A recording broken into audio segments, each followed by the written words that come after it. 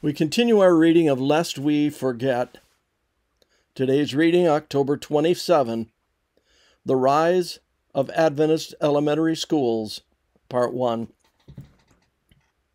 And these words which I command you this day shall be upon your heart, and you shall teach them diligently to your children.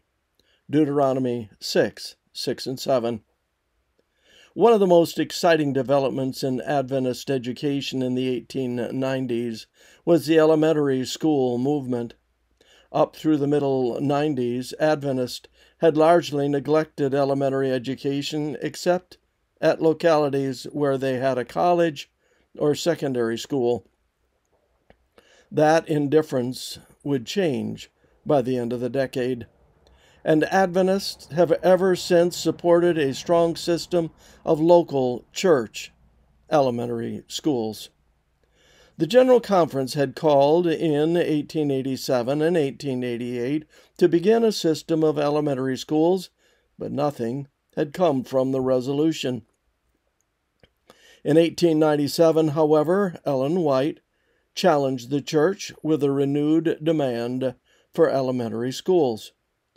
The Australian situation had alerted her on the topic. In some countries, she asserted, parents are compelled by law to send their children to school. In these countries, in localities where there is a church, schools should be established if there are no more than 6 children to attend. Work as if you were working for your life to save the children from being drowned in the polluting, corrupting influences of the world. We are far behind our duty in this important matter.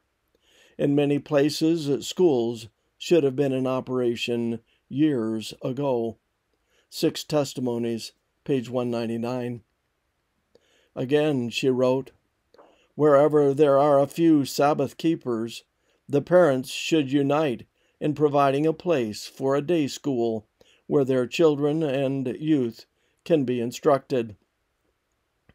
They should employ a Christian teacher who, as a consecrated missionary, shall educate the children in such a way as to lead them to become missionaries.